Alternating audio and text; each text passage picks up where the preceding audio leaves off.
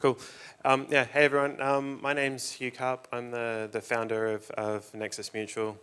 We do alternative to insurance for DeFi risks or smart contract risks. There's a tiny bit of stuff on Nexus here, but this is mainly just a more general presentation about understanding risks in DeFi and what that actually means and how, as users, we can understand things a bit better and hopefully take action and I guess be a bit safer or at least more aware of what's going on. So I firstly start with, I don't know, something that I find fascinating. Maybe other people find it quite boring, but in 2001, which is a long time ago, but Russia brought down the Mir space station and they crashed it into the Pacific Ocean.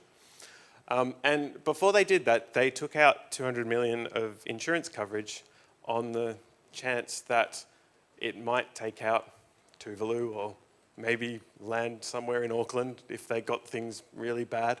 And so, I don't know, this fascinated me because I was a student at the time and I kind of got one of the things, I guess it fascinated me because it's a new type of risk. No one had ever done this before and someone had to work out how to actually provide coverage for it and how to do it and make the whole space safer. But it was a new thing, it needed to be done, but then there's a way of kind of managing risk and everything turned out relatively okay. It just crashed into the ocean and all was all right. So there's, I guess the point is there's always new risks. Every time we do something new, there's always something that we need to be aware of, and we can often just go ahead blindly, but sometimes it makes some sense to take a step back and understand things first, and then you can decide what you want to do from there. But understanding is kind of the first point.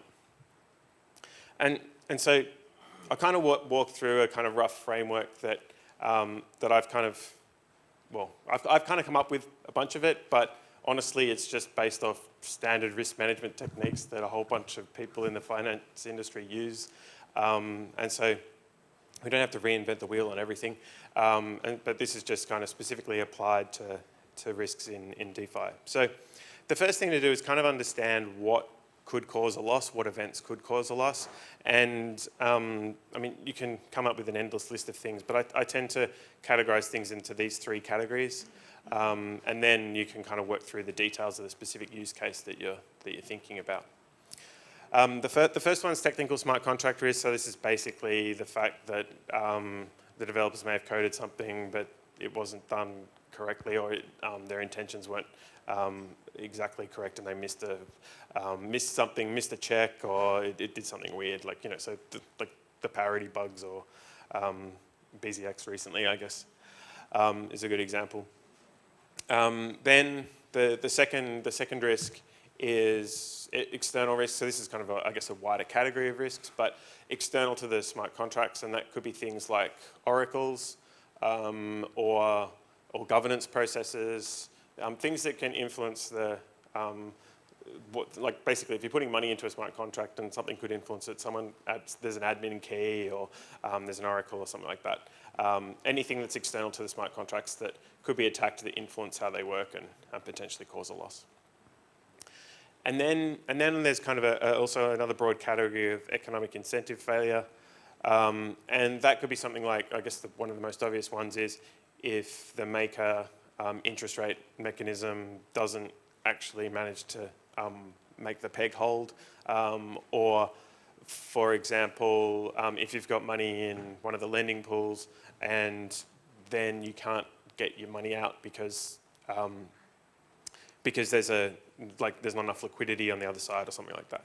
So there are those types of risks. So that's kind of how I think about the categorization, and it helps just identify things. This is not necessarily meant to be completely exhaustive, but I think this kind of covers the most of the things. And of course, I guess the other point is you're never going to be able to think of everything. There's always going to be the unknown stuff, and I'm trying not to quote Donald Rumsfeld.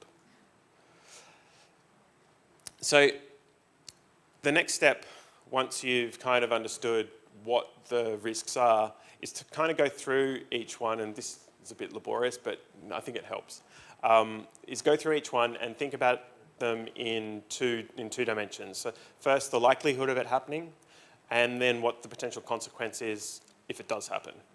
And so, like, something could be quite likely to happen, but may not cause much loss, or you've got the converse and things like that. So, and it's important to categorize those things, and once you think through it, you can get a much deeper understanding of where things are.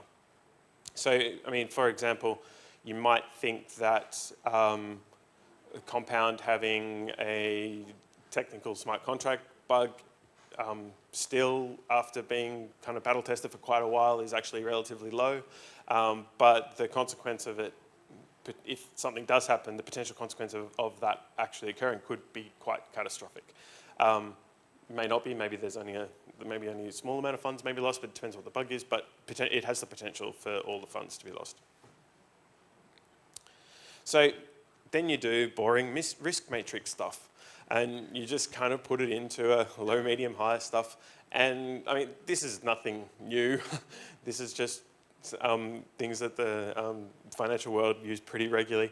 And it just helps you categorize it. And this is not supposed to be like overly scientific. It's just supposed to give you a broad understanding. So yeah, and so in that compound example, you might end up with a medium rating or something like that, because it's really, maybe it's rare that it could happen, but the potential outcome is severe. And so then you end up in the bottom right-hand corner, and you have a medium rating. Okay, great.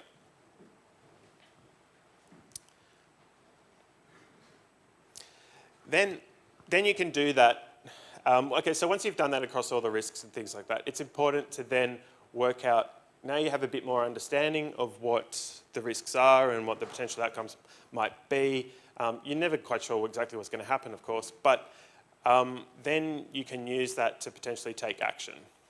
And this is like just a pretty basic thing that helps you kind of understand what might be a reasonable response. If you're talking about risks that have low likelihood and low consequence, then you can basically ignore them. It's not too much of an issue. If you're talking about something that's got a high likelihood and a high potential consequence, then you probably should just not do it in the first place. I know there are a bunch of gamblers out here with DeFi stuff, so maybe you would do it anyway. But this is all relative to your how risk averse or not you are. And then there's the two interesting categories, which is manage or kind of insure. And if you've got this high likelihood event but it has a low outcome, then it's more likely that it's more going to be cost effective to manage that. And so that might be something like, I don't know, like it's more of a trading strategy. So basically, if, I don't know, the risk of the price dropping 20%, and you're worried about that, then you can hedge it with a financial derivative or something like that. That approach might work well. If you've got that low likelihood event but high consequence, then you're in that situation where you could potentially not handle the bad outcome if it was to happen. You don't have either the money or it puts you in a really bad position. So that's when you should potentially look at insurance type options, if they exist. Yeah, so I think that's one. I think this is one of the most important things to do, to understand. It gives you hopefully a pretty simple way of responding and thinking about things. I'll try and go through a specific example, and I'll note that everything I say here is like just my personal opinion on the ratings and stuff, and different people, depending on how they view things, will come up with different ratings. And this is more about demonstrating the process and how it can work and what you might do from there. So say you're wanting to save DAI in compound. So the first thing to note is you're taking two risks here. You've got the DAI risk, so you've got the MakerDAO risks, and then you've also got the compound risks. And so I've kind of just classified into the buckets and given them some ratings. So on the technical risk, both hopefully pretty rare that something's going to happen, but the consequence could be severe, so you end up with medium ratings on technical risk. External risk, you can debate all of these things, by the way. External risk, on compound, you could argue that's rare. Maybe it may not be, don't know. But the consequence could be severe again, like maybe if the admin keys get compromised in some fashion, then someone could run off with the money. In DAI, maybe that's slightly more likely, don't know. You know, there's obviously some discussions about being potentially able to co-opt the governance framework and stuff. You know, I know some changes are going through, but you know, again, all of these are completely debatable. And maybe the outcome's not as, I don't know. But basically you can end up with some ratings, medium, economic incentive failure. Interestingly, on compound, this one's a perspective, I guess. The most likely outcome if you've got economic incentive failure on compound or one of the lending protocols is that you can't actually get your money out for some period of time. It's a bit less likely that you may not get all of your money back, but so that's a personal decision if that's a critical issue for you or not. For some people, they're quite happy to wait another month or something, but maybe that's actually critical for you. So rate it how you wish. So yeah, so then you come up with these ratings and etc. And then all I've done is given a score of 1 for low, 2 for medium, 3 for high, 4 for very high, and then stack them on top of each other. So not scientific at all, but illustrative for the purpose. And so if you've got DAI and compound, then you're taking the platform risk of Ethereum, then you're taking level 2 risk, which is kind of Maker, then you're taking compound risk on top. And the different categories, etc. So and that says nothing about the risk you're taking about managing your own private keys and all the rest of it. So, but the point being that there are a bunch of risks here and they're layered on top of each other. So then I did it for a select different ones in DeFi. This isn't everything. It could go on forever. And again, just my ratings. But it gives you some idea of what's going on. So if you put if DAI and DSR, DAI and compound, USDC in compound, it's got a different risk framework. You know, then maybe you've got like Curve as an example, it's built on top. So there's another level of risk on top of things. So, you know, this is kind of the money Lego thing about risk being built on, things being built on top of each other and risks accumulating, etc. And I guess the challenge here is this gets pretty complicated pretty quickly. I think that's one of the main points. And I'd argue that, well, most users aren't going to do this for starters. And so therefore it's probably up to us to kind of help, I guess, explain, educate, but also help them manage the risk in a more appropriate way. So, you know, maybe insurance is part of that, but I also think there's a whole bunch of other things we can do. But the first step is education, and hopefully this is a step along that path.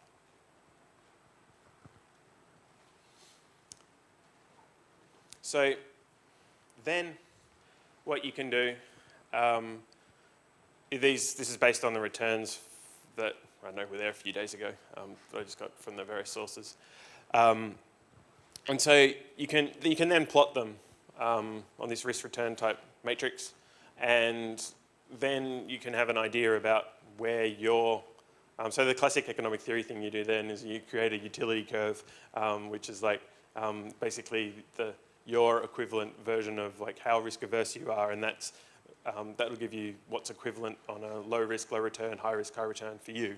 And then you can decide which ones, and ones that are above the curve are better, and ones that are on the curve are all equal, and ones that are below the curve are worse. So, and so that kind of gives you your own view about the relative trade-off between risk and reward. So, you know, as an example, if you're putting money in curve DAI USDC, this says nothing about the 4-curve version with the Y tokens, etc., which probably has another 2 layers of risks on top of it. But and someone said to me last night that it was 130% APR, but you know, I haven't checked that one. So it'll be kind of off the scale on this, but still, it's another option. And these are kind of some options, right? And I've plotted a few there with, with Nexus obviously promoting our stuff, but which is basically the idea that you can reduce some risk reduce returns a bit to pay the cover price, but it provides you another option on the curve, which works for some people and may not work for others.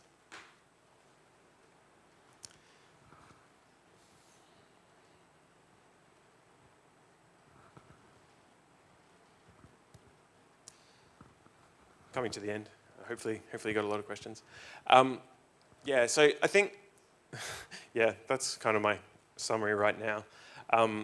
Money Lego is awesome, but we just need to be a bit careful, and hopefully we can take it a bit more slowly. I think building composability is a superpower, and so we should definitely use it. We should definitely innovate. And we should definitely keep pushing stuff forward.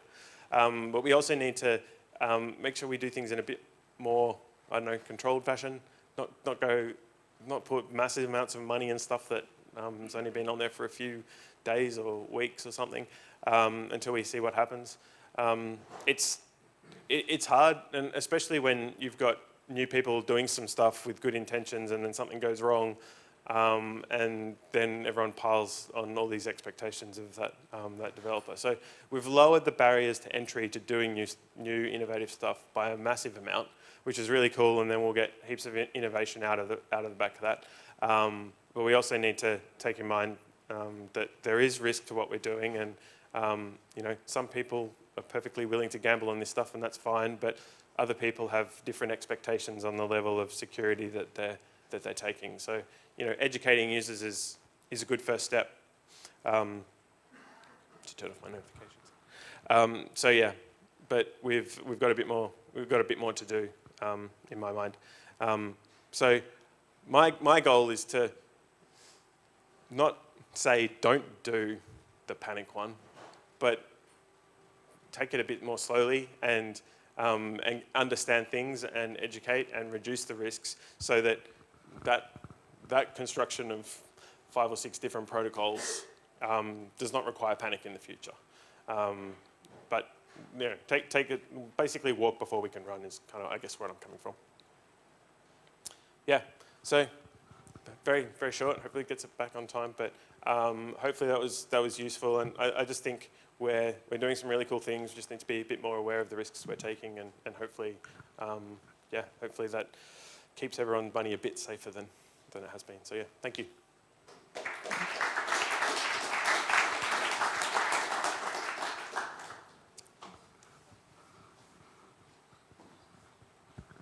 Hello. So you are insuring risks for companies and products that evolve all the time. I'm thinking about MakerDAO introducing the new DAI, then DSR. I'm thinking about Compound now introducing their Comp token for governance. How do you manage to evolve your insurance product all the time? Do your actuaries get any sleep, or? Yeah, so I guess firstly, let's make a full disclaimer. We're not actually insurance, and we're not regulated. We provide discretionary cover. But having said that, same question, still perfectly valid. The way Nexus works is anytime there's a new smart contract or a new system, basically we require members of our mutual to stake financial value against it. And the more that's staked, the lower the price. And for a newly deployed contract, it's basically we don't provide cover unless there is staking. So that's basically how it works. It's kind of when a newly deployed contract comes out, it starts the clock again. And then you need some staking to bring it down into a coverable range. If the contract's been on mainnet for a while, it's been battle tested, it hasn't been hacked, then it can provide cover without staking, but staking still helps. Hi. The framework you provided to compare different DeFi products is great, but do we have any framework that allows us to compare DeFi risk to traditional finance risk? Well, you can go through the same framework. I guess the point being that the framework is exactly the same. It's just the starting point is different, potentially. So you're not talking about that there are different categories of risks that you have to rate. And so basically, once you understand what could cause a loss, then you can go through exactly the same framework as before and compare them. The difference is understanding what those the ways you could lose money are.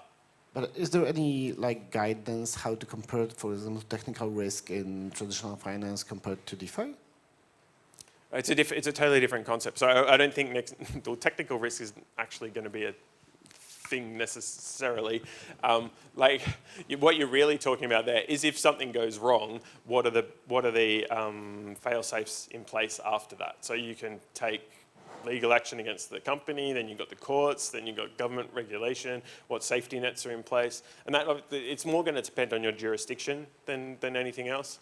For example, do you have FDIC insurance, or is this an unregulated product? Is this a regulated product? Those types of things. So you're more going to be, it's going to be harder to understand exactly what the failure modes are, perhaps, but it's more going to be understanding what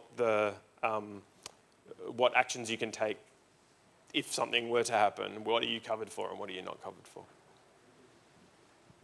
Hi, great talk here. Talk.